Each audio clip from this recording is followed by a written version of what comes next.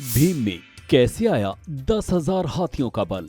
मित्रों, पूरे महाभारत में एक से एक वीर योद्धा थे, परंतु जब भी सबसे अधिक बलवान व्यक्ति का नाम पूछा जाता है तो लोग भीम का ही नाम लेते हैं। परंतु क्या आपको पता है कि भीम के अंदर आखिर इतना बल, इतने हाथियों की शक्ति कैसे आई? आइए जानते हैं इस वीडियो के माध्यम से। ये तब की बात है जब पांडु की मृत्यु हो गई थी और माता कुंती और माद्री के साथ सभी पांडव वन में ही थे। उसके बाद जब ये बात पितामह भीष्म और धृतराष्ट्र को पता चली तो वो कुंती, माद्री और उनके 5 पुत्रों को हस्तिनापुर ले आए। हस्तिनापुर में धृतराष्ट्र के 99 पुत्र और एक पुत्री पहले से उपस्थित थी। अब कौरव और पांडव आपस में मिलकर खेलते थे।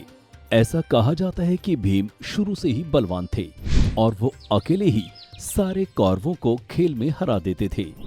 कुछ तो इस कारण से दुर्योधन भीम से घृणा करने लगा था तथा इसके अलावा मामा शकुनी भी दुर्योधन को पांडवों से घृणा और भेदभाव करना सिखाता था। वो कहता था कि इन्हें अपने महल से दूर रखो दुर्योधन, नहीं तो ये तुम्हारा सिंहासन छीन लेंगे और तुम्हें राजा नहीं बनने देंगे कभी, तुम इनके गुलाम बनकर रह जाओगे। इस कारण दुर्योधन और अधिक बैर करने लगा था भीम से, यहाँ तक कि वो सारे पांडवों को एक एक कर मृत्यु के घाट भी उतारना चाहता था। इसी वजह से उसने एक बार गंगा के किनारे एक क्रीड़ा शिविर लगवाया और उस शिविर में खाने पीने का भी इंतजाम किया। इसके पश्चात उसने 5 पांडवों को खेलने के लिए आमंत्रित किया। चूंकि भीम खाने पीने के बहुत शौकीन थे, इसलिए दुर्योधन ने उनकी इस बात का फायदा उठाकर इस शिविर के दौरान खाने का लालच देकर भीम को अकेले में बुलाया। इसके बाद दुर्योधन ने भीम को विष मिला हुआ भोजन खिलाया। जब भोजन करने के बाद भीम मूर्छित होकर गिर पड़े तो उसके बाद दुर्योधन ने दुशासन के साथ मिलकर भीम को उठाया और ले जाकर गंगा जी में फेंक दिया।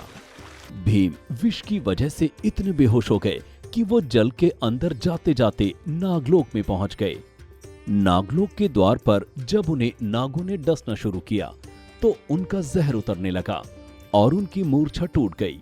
मूर्छा टूटते ही भीम ने नागों को मारना शुरू कर दिया और इस कारण नागलोक में हाहाकार मच गया कि एक छोटा सा बालक नागों का बुरी तरह वध कर रहा है।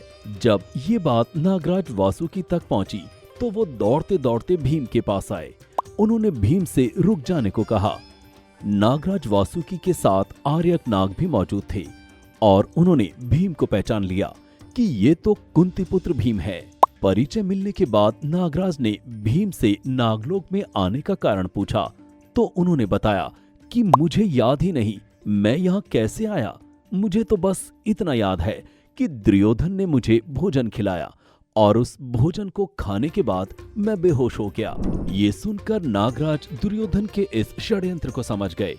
उन्होंने भीम को उस कुंड का रस पिलाने का आदेश दिया जिसे पीने से व्यक्ति में हजारों हाथियों की ताकत आ जाती है।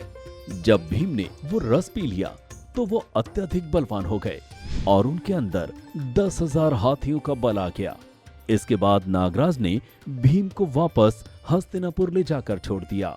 हालांकि दुर्योधन ने ये षड्यंत्र भीम को मौत के घाट उतारने के लिए रचा था, परंतु ये षड्यंत्र उल्टा भीम के लिए ही लाभकारी सिद्ध हुआ। बाद में वो हस्तिनापुर पहुंचे और माता कुंती और अपने भाइयों को दुर्योधन द्वारा उन्हें विष देकर गंगा में फेंकने और नागलोक में जो कुछ हुआ सारी बात बताई। तब युधिष्ठिर ने भीम से कहा कि वो ये बात किसी को भी ना बताएं। मित्रों, इसके साथ ही आपको ये भी बता दें कि भीम ने अपने बल से बना दिया था एक कुंड।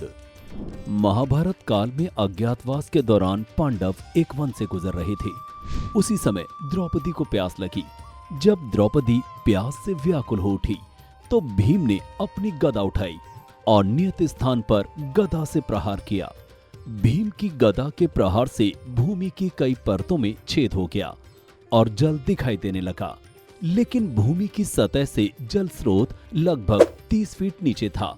ऐसी स्थिति में युधिष्ठिर ने अर्जुन से कहा कि अब तुम्हें अपनी धनुर्विद्या के कौशल से जल तक पहुंच मार्ग बनाना होगा। ये सुनकर अर्जुन ने धनुष पर बाण चढ़ाया और अपने बाणों से जल स्रोत तक सीढ़ियां बना दी। धनुष की सीढ़ियों से द्रौपदी को जल स्रोत तक ले जाया गया। क्योंकि ये कुंड भीम की गदा से निर्मित हुआ था, इसलिए आज भी इसे भीम कुंड के नाम से जाना जाता है।